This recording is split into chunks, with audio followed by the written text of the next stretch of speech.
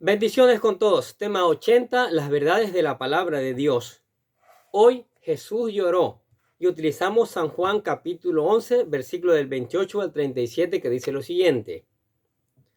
Habiendo dicho esto, fue y llamó a María su hermana, diciéndole en secreto, el maestro está aquí y te llama. Ella, cuando lo oyó, se levantó de prisa y vino a él. Jesús todavía no había entrado en la aldea, sino que estaba en el lugar donde Marta le había encontrado. Entonces los judíos que estaban en casa con ella y la consolaban, cuando vieron que María se había levantado de prisa y había salido, le siguieron diciendo, va al sepulcro a llorar allí. María, cuando llegó a donde estaba Jesús, al verle, se postró a sus pies diciéndole, Señor, si hubieses estado aquí, no habría muerto mi hermano. Jesús entonces, al verla llorando, y a los judíos que la acompañaban, también llorando, se estremeció en espíritu y se conmovió y dijo, ¿dónde le pusisteis? Le dijeron, Señor, ven y ve. Jesús lloró. Dijeron entonces los judíos, mirad cómo le amaba. Y algunos de ellos dijeron, ¿no podía este, que abrió los ojos al ciego, haber hecho también que Lázaro no muriera? Qué maravillosa palabra. Continuamos avanzando por el capítulo 11 del Evangelio según San Juan, y hasta el momento la temática ha girado alrededor de la muerte y posterior resurrección de Lázaro, el hermano de Marta y María. Ya vimos cómo esta familia amaba a Jesús y Jesús a ellos, y como nuestro Señor se había retrasado después de recibir la noticia de que Lázaro estaba enfermo, después de al menos 4 días de haber recibido la noticia, llega a Betania. Pero Marta sale a su encuentro y le reclama diciendo que si él hubiera estado allí, su hermano no estaría muerto. Aunque no deja de expresar su fe en su persona al decirle que todo lo que pidieras al Padre Celestial le será concedido. Es aquí donde aparece otro de los grandes yo soy que son exclusivos de este evangelio. Jesús le dijo, yo soy la resurrección y la vida. El que cree en mí, aunque esté muerto, vivirá. ¡Qué maravillosa promesa! Ahora Marta correrá a avisarle a su hermana María que el maestro ha llegado y veremos a Jesús llorando al ver la situación dolorosa por la cual aquellas hermanas estaban pasando. María corre hacia Jesús. Después de su conversación con Jesús, Marta se va y llama a su hermana diciéndole en secreto que el maestro ya había llegado. Si nos damos cuenta, Marta quiso ser discreta, ya que le dijo en secreto, porque si la gente se daba cuenta de que Jesús estaba allí, todos correrían a él y no podrían haber hablado en privado. Sin embargo, la tristeza de María era tal que no pensó en eso, sino que corrió de inmediato hacia su persona para consolarle. Su acción súbita llamó la atención de los judíos que estaban allí y pensaron que María iba al sepulcro a llorar, ya que era tradición de ellos que las mujeres pasaran varios días llorando en los sepulcros de la familia de los muertos. Dice, entonces los judíos que estaban en casa con ella y la consolaban, cuando vieron que María se había levantado de prisa y había salido, la siguieron, diciendo, va al sepulcro a llorar allí. De esta forma, los judíos siguieron a María hasta donde se encontraba nuestro Señor Jesucristo. ¿Sí? Ahora vamos al cuadro cuando Jesús lloró. Cuando María vio a Jesús, se postró a sus pies a llorar y a expresar su dolor. Al igual que su hermana, María de alguna manera le reclama a Jesús diciendo que todo esto no hubiera pasado si él hubiese estado allí. Sin embargo, no fue así, y ahora solo quedaba consolarse a sus pies.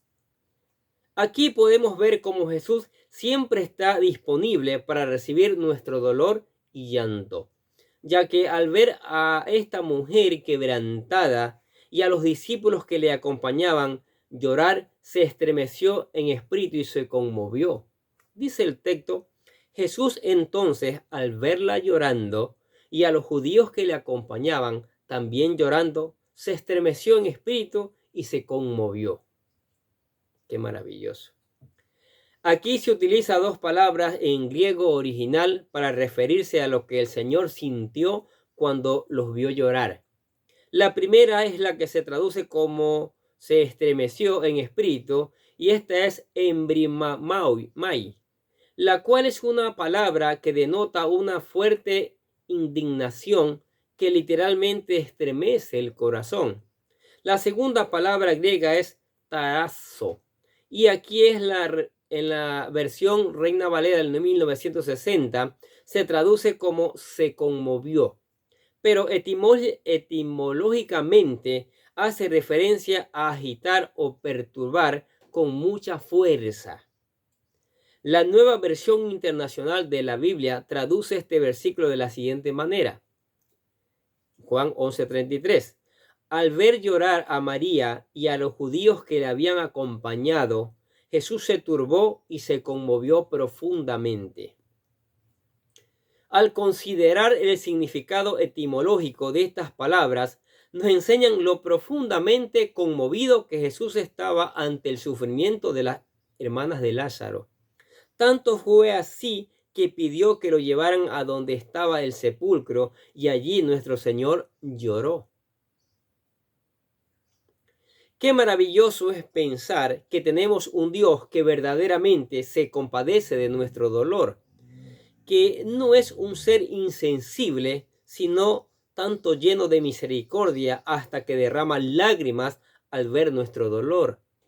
Aun cuando el dolor sea culpa de una mala decisión nuestra, podemos estar seguros de que no nos dejará solos. Miren lo que dice el libro de Lamentaciones capítulo 3, versículos 31 y 32. Porque el Señor no desecha para siempre, antes se aflige, también se compadece según la multitud de sus misericordias. Qué maravilloso que es nuestro Señor Jesucristo. ¿Qué les parece? Las opiniones de los judíos respecto a Jesús. Juan 11, 36 y 37 dice, dijeron entonces los judíos, mirad cómo le amaba. Y algunos de ellos dijeron, ¿no podía este, que abrió los ojos al ciego, haber hecho también que Lázaro no muriera? Finalmente vemos los comentarios que los judíos hacían respecto a la persona de Jesús. No cabe duda de que los comentarios, ya sea positivos o negativos, nunca faltan, especialmente en un ministerio tan impactante como el de nuestro Señor Jesucristo. Por un lado estaban aquellos que decían, mirad cómo le amaba, y ya hemos visto el gran amor de nuestro Señor Jesús les tenía a tal punto que lloró al quebrantarse por su dolor.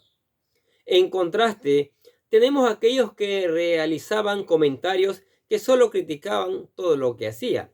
Dice el texto, ¿no podía este que abrió los ojos al ciego haber hecho también que Lázaro no muriera? Para ellos era fácil criticar y señalar lo que aparentemente estaba malo, y esta clase de gente siempre ha existido y seguirá existiendo. Uno puede ver inclusive en las páginas de la Biblia, por ejemplo, Aarón y María hablaron en mal de Moisés, diciendo que Dios podía hablar también por medio de ellos, ya que consideraban que su líder había fallado por casarse con una mujer cusita. Leamos el libro de Números, capítulo 12, versículos 1 y 2 para entender este tema. María y Aarón hablaron contra Moisés a causa de la mujer cusita que había tomado, porque él había tomado una mujer cusita, dice. Y dijeron, ¿solamente por Moisés ha hablado Jehová? ¿No ha hablado también por nosotros? Y eso lo oyó Jehová, lo oyó Dios. Esto desagradó tanto a Dios que reprendió duramente a Aarón y a María. La hizo leprosa a María, aunque después fue sanada, ya que Moisés oró por ella. También tenemos la rebelión de Coré, de Datán y Abirán, los cuales no solo hablaron criticando el liderazgo de Moisés, sino que también se rebelaron, lo cual les costó la vida, ya que Dios los castigó severamente. Tenemos a Absalón, el cual decía que podía ser mejor que su padre el rey David. Leamos 2 Samuel capítulo 15, versículo del 1 al 4 para entender esto. Aconteció después de esto que Absalón se hizo de carros y caballos, y 50 hombres que corriesen delante de él. Y se levantaba Absalón de mañana, y se ponía a un lado del camino junto a la puerta, y a cualquiera que tenía pleito y venía al rey a juicio, Absalón le llamaba y le decía, ¿de qué ciudad eres? Y él respondía, tu siervo es de una de las tribus de Israel. Entonces Absalón le decía, mira, tus palabras son buenas y justas, mas no tienes quien te oiga de parte del rey. Y decía Absalón, ¿quién me pusiera por juez en la tierra para que viniese a mí todos los que tienen pleitos o negocios, que yo les haría justicia? Al final, gracias a sus críticas, llegó a convencer a muchos israelitas para rebelarse y darle el golpe de estado a su padre David, el actual rey de Israel. Sí, mire lo que sucede con las críticas. El criticón, el chismoso, paga porque paga en algún momento, porque Dios escucha todo eso. También Judas criticó a aquella mujer que ungió con perfume los pies de Jesucristo. Mire lo que dice San Juan capítulo 12, versículo del 4 al 6, escuche. Y dijo uno de sus discípulos, Judas Iscariote, hijo de Simón, el que le había de entregar, ¿por qué no fue este perfume vendido por 300 denarios y dado a los pobres? Pero dijo esto no porque se cuidara de los pobres, sino porque era ladrón y tenía la bolsa, sustraía de lo que se echaba en ella. Como vemos, siempre ha existido gente que le gusta murmurar y criticar a otros. Incluso se atreven a decir que si ellos estuvieran a cargo lo harían mejor. Pero estos solo son rebeldes y murmuradores que desagradan a Dios con sus críticas. Y, de hecho, estos judíos insinuaban que si Jesús realmente los amaba, ¿por qué no se apresuró a venir y a sanar a Lázaro, así como había dado vista al ciego? Pero estos hombres malvados hablaban injustamente porque nuestro Señor los amaba y, como dijo anteriormente, esa enfermedad no era de muerte, sino para que su nombre fuera glorificado. ¿Qué les parecen estas verdades de la palabra de Dios? ¿Sí? Jesús se estremece por el dolor humano. Sí. Por eso tanto nos ama que decidió entregar su vida. Entendamos eso. Decidió aquí en la tierra sufrir el desprecio, el oprobio, la humillación, ser clavado en una cruz, ser burla. Pero muriendo en la cruz para que seamos salvos. Pero hay un paso más importante que hay que dar. Hay que reconocer eso no solo con la boca, con los labios. Hay que reconocerlo con nuestra mente, con nuestro corazón, con nuestra vida, con nuestro accionar. Por eso es que nosotros insistimos en cada video la oración de fe para que te conviertas en un verdadero hijo de Dios. ¿Sí? Para que lo confieses como tu Señor y Salvador. Y ya no andes criticando, diciendo esto, lo otro, que esta religión es buena, que esta es la mejor, que esta es mala. No. Es más, Cristo no es religión. Cristo es relación, es salvación. Entonces, aquí te presentamos la oración de fe para que usted se convierta en un verdadero hijo de Dios. Dice así: querido Dios, sé que soy un pecador y que nada de lo que hago puede hacerme ganar el cielo o la vida eterna.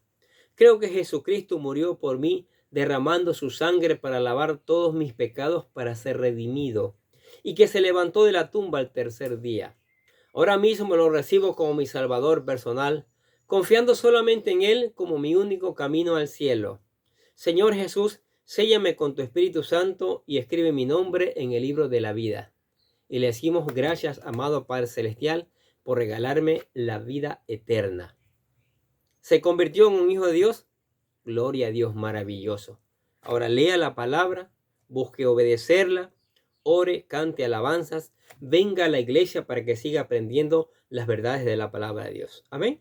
¿Qué les parece si oramos? Padre, te damos gracias por tu palabra maravillosa, esa palabra fuente de vida, esa palabra que nos enseña que tú te estremeces ante el dolor humano también, Señor.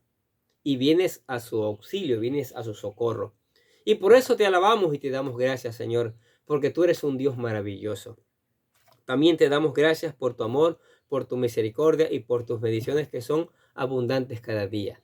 Señor, oramos por la iglesia. La iglesia necesita la unción de tu Espíritu Santo, porque es la única que la convence de pecado, de justicia y de juicio. Así como la iglesia necesita del Espíritu Santo, la familia también, y oramos por ella. Oramos por la familia para que padres, para que hijos, abuelos, para que nietos, para que toda una descendencia escuche tu palabra, ponga en práctica tu palabra y el Espíritu Santo traiga un germinar para que se levante una familia conforme a tu palabra, una familia que dé gloria a tu nombre y testimonio a este mundo que adolece. También oramos por los amigos, por los vecinos, por los compañeros, por todos aquellos que escuchan la palabra cada día. Que tu Espíritu Santo traiga un despertar, que tu Espíritu Santo haga que ese despertar traiga cosecha. Una gran cantidad de hijos e hijas para tu reino, Señor. Y por eso te alabamos, porque sabemos que va a haber una cosecha tremenda, Señor. Y te damos gracias en el nombre del Señor Jesucristo. Y decimos amén. Y los bendecimos a ustedes que escuchan la palabra de Dios. Sigamos escuchando la palabra de Dios. Sigamos poniendo en práctica la palabra de Dios. Sigamos reenviando a otros que necesitan saber estas verdades. Y nosotros desde acá les deseamos que tengan un día lleno de bendiciones.